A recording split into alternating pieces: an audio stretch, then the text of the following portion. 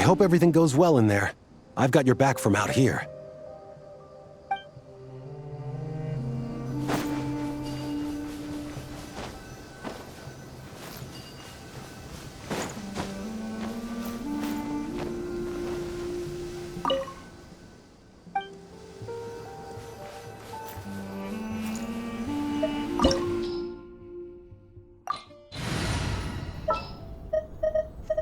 We'll discuss my fee afterwards.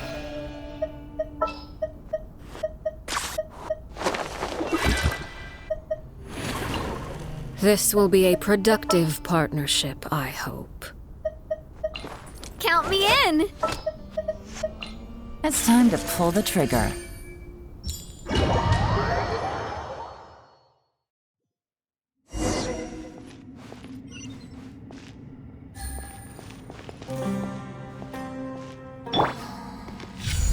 It all adds up.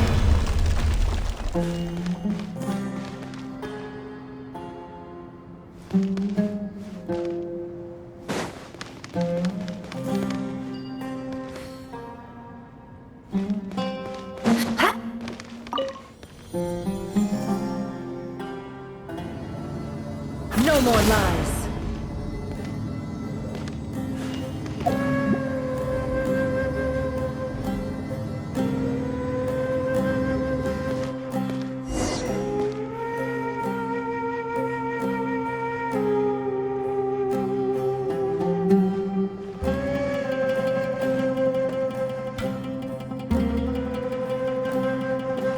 Welcome to my humble abode.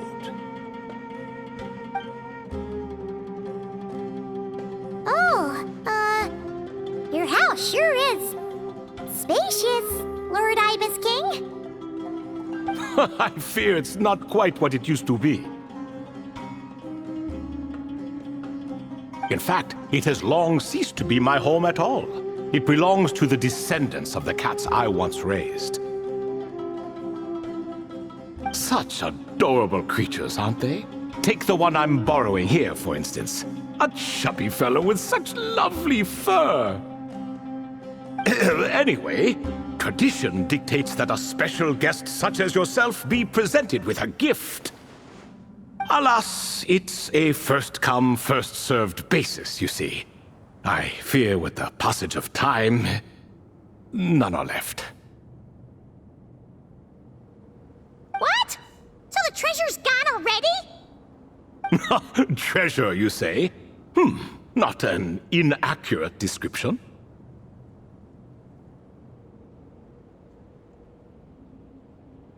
Yes, and no. I have the power to grant gifts inaccessible to the masses. The only requirement is answering a question. Not a bad deal, yes?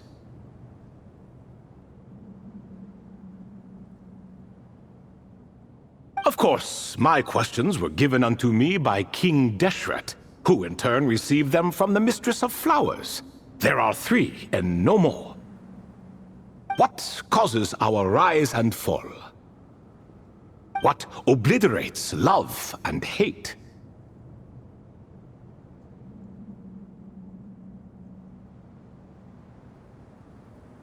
What determines truth and falsehood?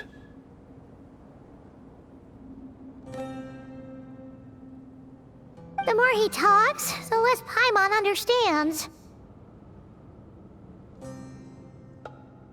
I see. That must mean Gudars and Makaira managed to answer 2 of the 3. Another who understands. Oh, so that's the event those 2 slabs are depicting. Ah, priests and their records. A singular obsession, and quite boring, too. After being imprisoned within Aru, I could, on occasion, take the form of a cat to converse with those around me. But I despised speaking to them. No conversational skills whatsoever. Now, humans like you who stumble in here from time to time, you are much more interesting. Hold on! We're getting off topic again. The 3 questions you just mentioned? What are they for, exactly? Ah, that is a story that begins with King Deshret. And we're in for another long one. Nostalgia for the past is common to us all, is it not? And our king, he was such a proud, solemn man in those days. He watched us speak of the present and the future, of the wisdom we possessed or were about to obtain.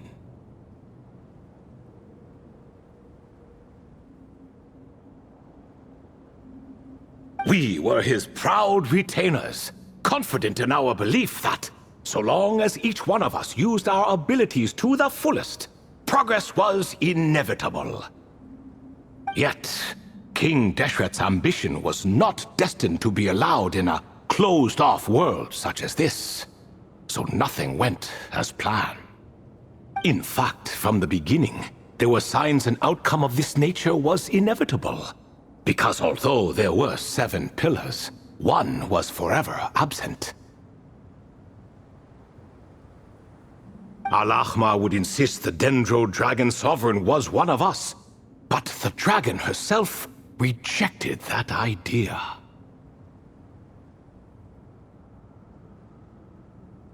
Huh. Like a card you can never seem to draw from your deck. More like a card that was never in the deck to begin with. Alas, that's just who Al-Ahmar was. There was nothing we could do about that. And I always preferred chess to cards. In the end, life grew unbearable for our king. But, of course, those who remain must continue to live on. But subjects like us were less fortunate. After all, the fate of a retainer is decided by the king, including the chance to walk away. So it was then that King Deshret had Kroko, Goti, and I locked up within Aru, where we remain to this day. Kroko. Goti? Ah, of course. You're more familiar with their full names. Sobek, the Crocodile King, and Hereshef, the Goat King. And let me tell you, when it comes to chess, Hereshef was a habitual backseat strategist, always spewing nonsense from the sidelines. Well, Sobek was all too quick to take his terrible advice, to the point where I was the one who got accused of cheating. Chess is an exercise in patience, and that man couldn't sit still to save his life. He could never excel at that game. In fact, neither of them were good at chess. Even so, we played together often, and since I was always the winner, we got along quite well.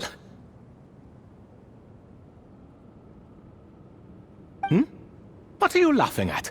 Were we not good friends?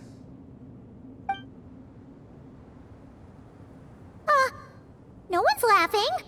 Paimon would never. No, not you. It's Goti. He's laughing for no reason again. Can you not hear him? Ah, right. Of course you can't. The two of them are inside Aru, as am I, so only I can hear them. What is even going on here? Has he, started to lose it after being trapped for so long? That does happen to prisoners serving life sentences.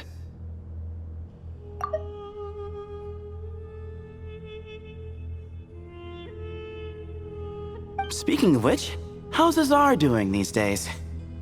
I doubt he's doing much of anything. Just what I wanted to hear. What is the meaning of this? You doubt my words? I have half a mind to not talk at all. Oh, no. They're not questioning you, Lord Ibis King, just discussing other things. Please, continue. In that case, where were we? Getting to the part about the 3 questions. Hopefully. Ah yes, we're almost there. Before I entered Aru, King Deshret said I could be released from my eternal seal if I chose humans who could provide the correct answers to those 3 questions.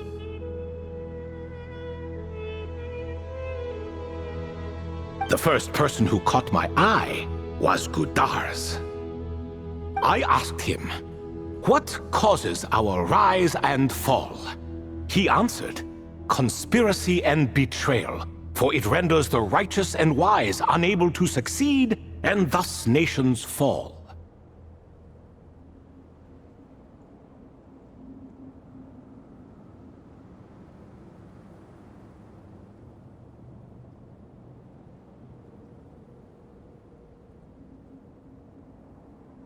I found his answer quite interesting, so I bestowed upon him the power to deceive. The second human I chose was Makaira. I asked her, "What obliterates love and hate?" She said unto me, "I have nothing left to lose. Vengeance alone can quench both love and hate." I found this to be another fascinating response, so I granted her the power to be loved. But both of them ended up... Now then, young one, riddle me this. Did their answers point to this fate, or was it the power I bestowed upon them that determined their end?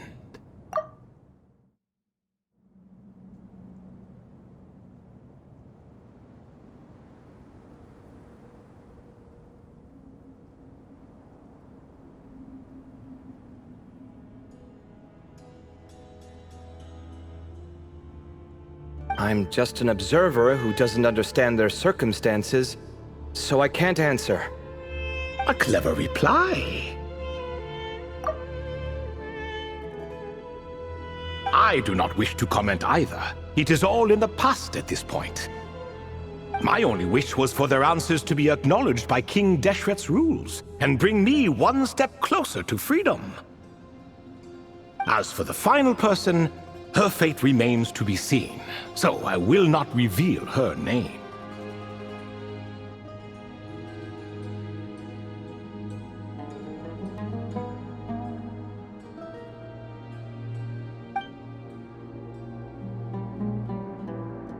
I asked her, "What determines truth and falsehood?" and found her answer quite compelling, so I bestowed upon her a gift to match.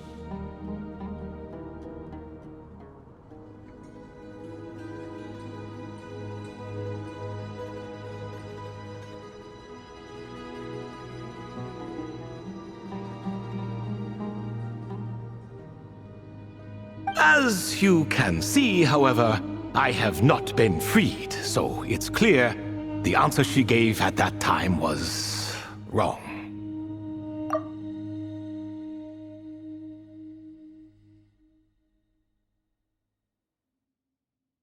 But alas, 3 people were chosen and 3 questions were asked, so now all I can do is wait. Wait until her wisdom is in line with the rules set forth by my king. Until she has found the true answer to that question. No wonder there was no third stone slab then. Or perhaps you're just not ready to include her in the story. Though that might be a generous interpretation.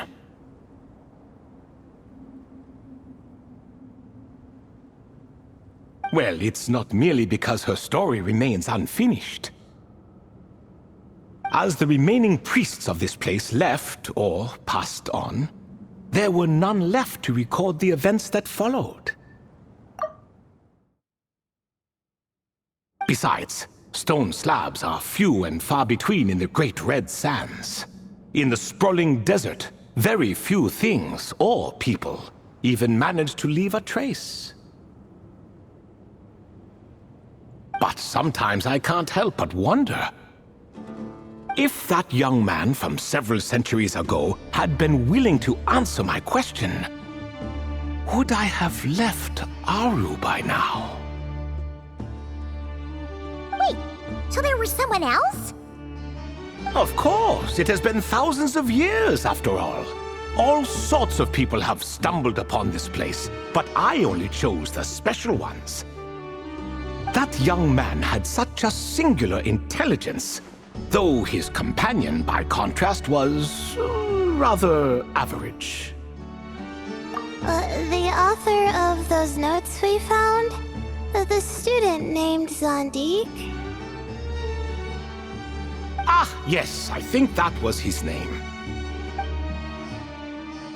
In truth, I was unsure whether I should grant him my third remaining gift.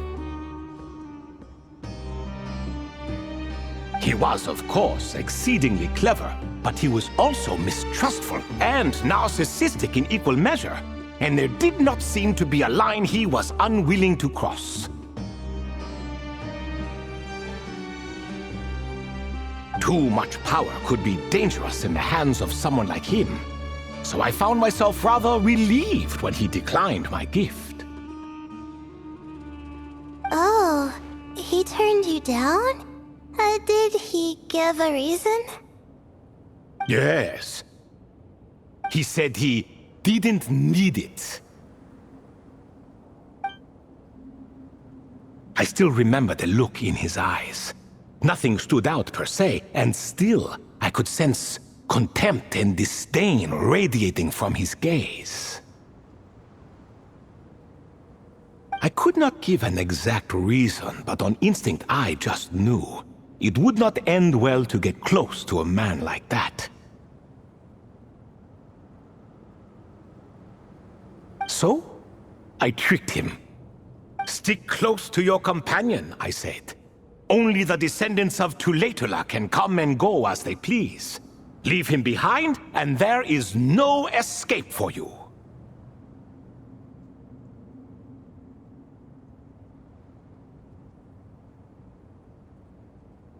So, does that mean his companion wasn't a descendant of Tuletula? Oh no, that part was true. The lie was in the other half. Anyone can enter or exit this place. There are no restrictions. I saw that his companion was exhausted and was concerned Zandik might leave him behind, or worse, that some other accident might befall him. So I made up an excuse to prevent Zandik from going a step too far.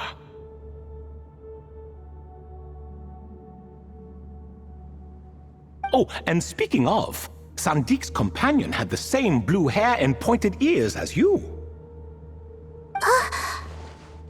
Wait, does that mean Layla's also a descendant of Tuletula? Indeed. When Hermanubis founded that city, he took in many who had nowhere else to go. Today their progeny are scattered to the four winds, and indeed are far more numerous than I could have imagined. So the person you protected could have been my ancestor. Yes, yes. You're very welcome for that. Could I ask another question, Lord Ibis King? Of course. I have nothing but time, I'm afraid. Did you also save me and a man named Jur? I did. You two were quite unlucky bumping into a device King Deshret once used to measure human brain power. That contact caused more knowledge than you could handle to flood into your minds. So I replaced that knowledge with simpler, repetitive information.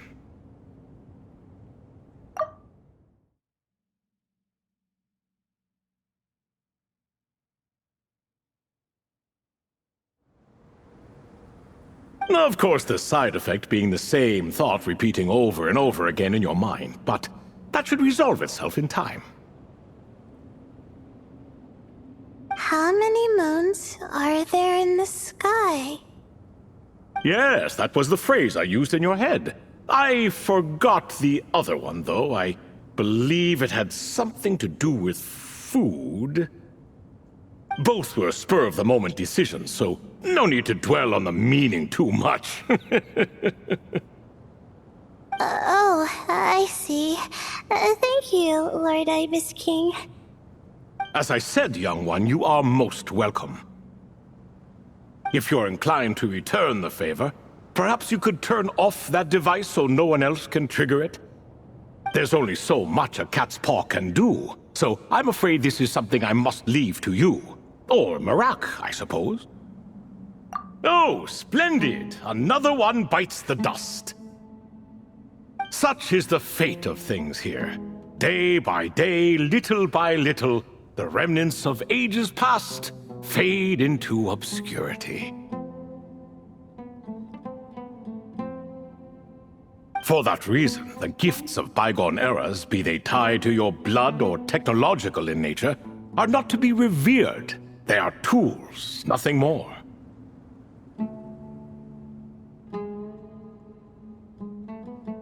Disrespectful? I simply make the most of what I have. Besides, our king has been gone all these years. What good does it do to revere him now? Oh, are you talking to the Goat King again?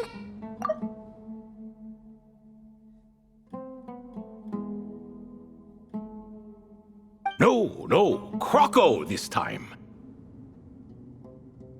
He's pestering me for another game of chess. Says he wants to even the score.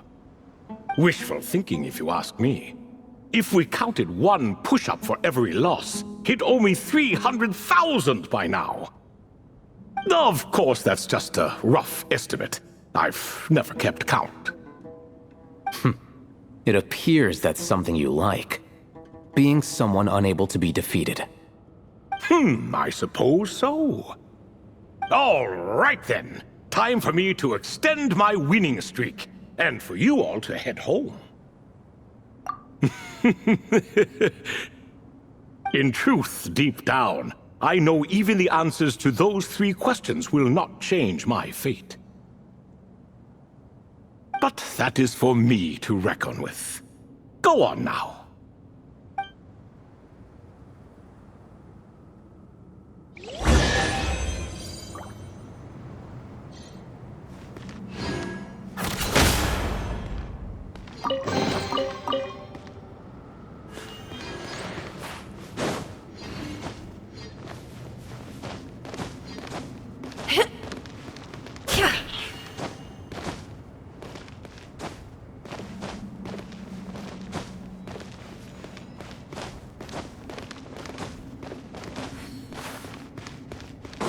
It all adds up.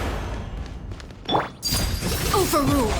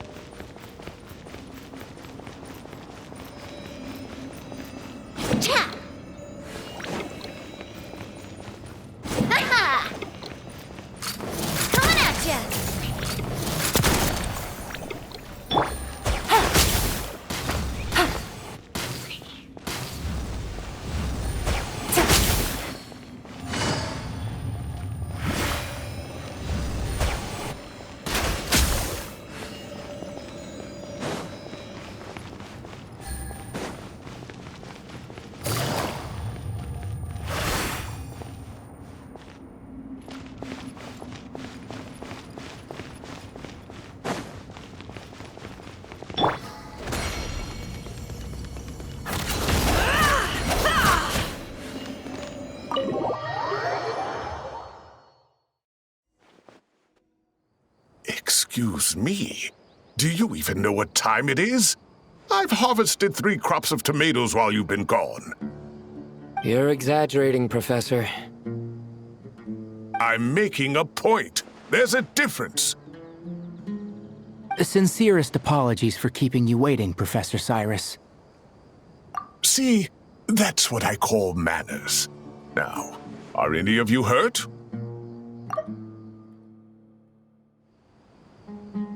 Nope. It went way smoother than we expected, actually. I presume the investigation is complete then. Come, tell me all about it.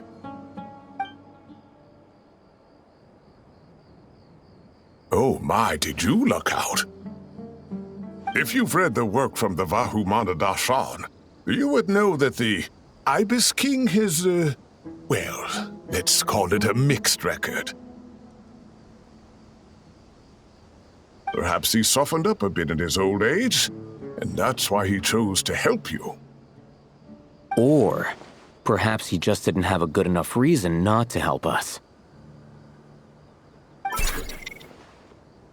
See? Marak agrees.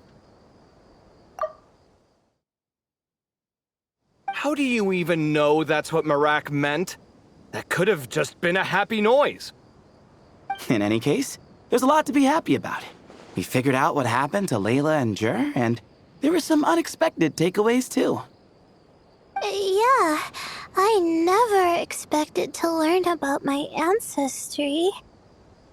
I've always thought of myself as just an ordinary student.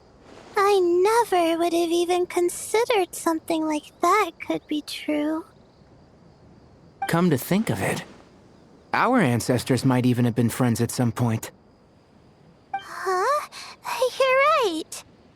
Maybe I should take a trip back home to see if I can find any records about that. Oh, I was just throwing that out there. I wouldn't want you to go to the trouble. It's fine. My advisor gave me a break, and I still have a few days left, so... Oh, wait.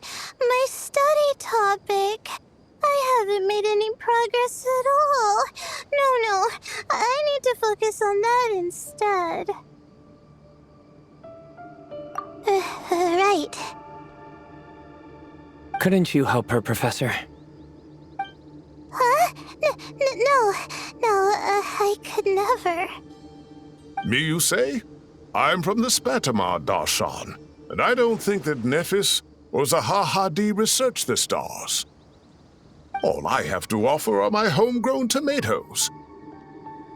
Although I suppose it's not impossible, I can ask a few old friends to recommend some interesting topics. You really don't have to. It sounds like a lot of work. Hardly. A few passing questions while we water the plants? It's no trouble at all. Thank you so much. Of course. Now it's getting late, and you all must be tired. Let's wrap things up here. Some say desert nights are the sun taking mercy on us after the heat of the day. So, let's leave while she still feels merciful.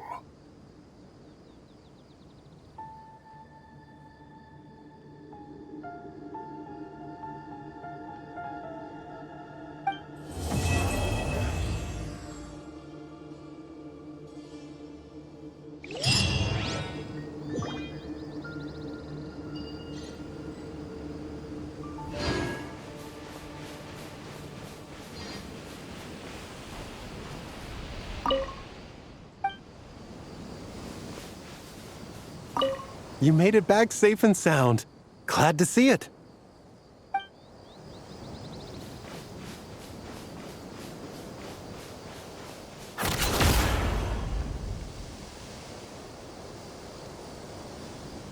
Time to come clean.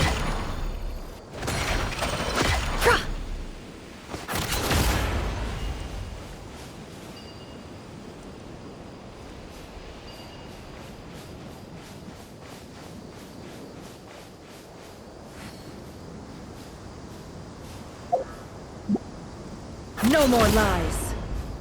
It all adds up.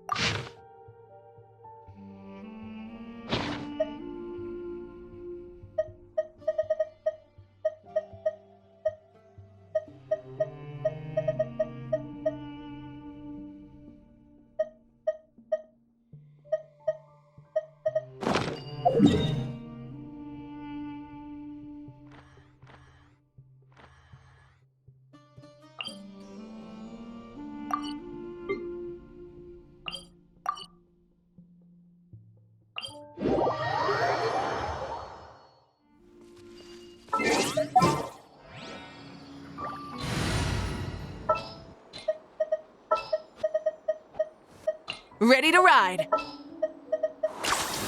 Deal.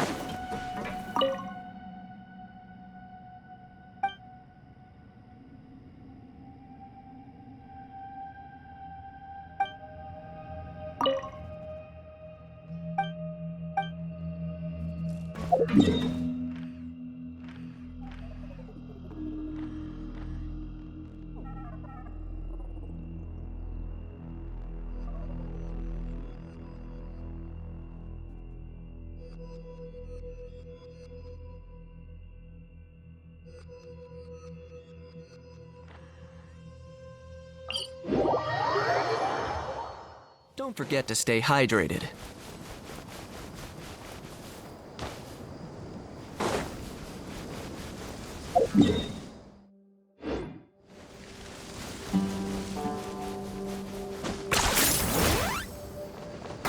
Full throttle!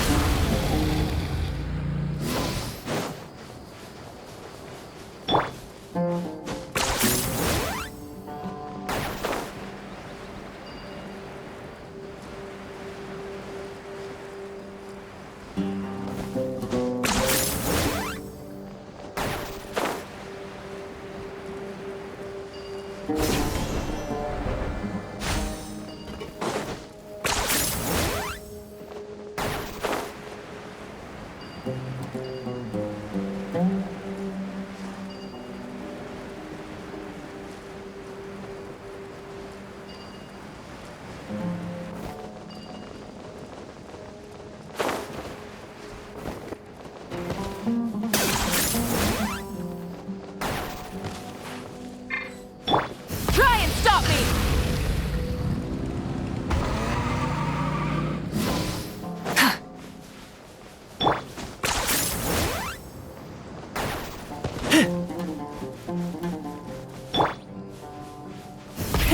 Rev the engines!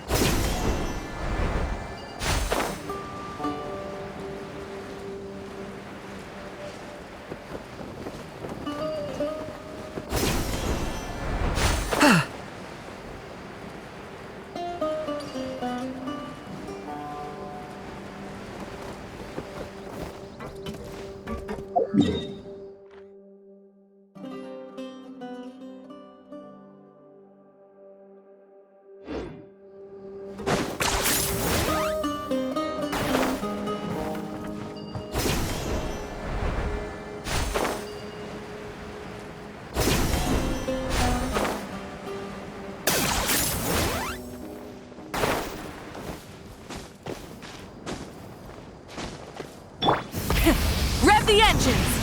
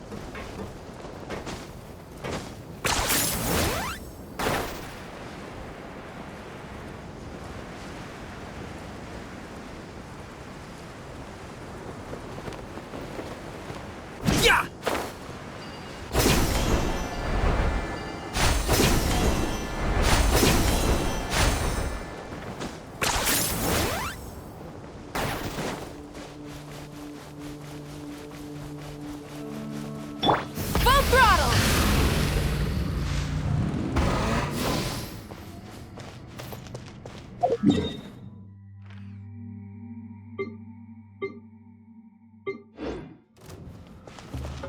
You are not welcome.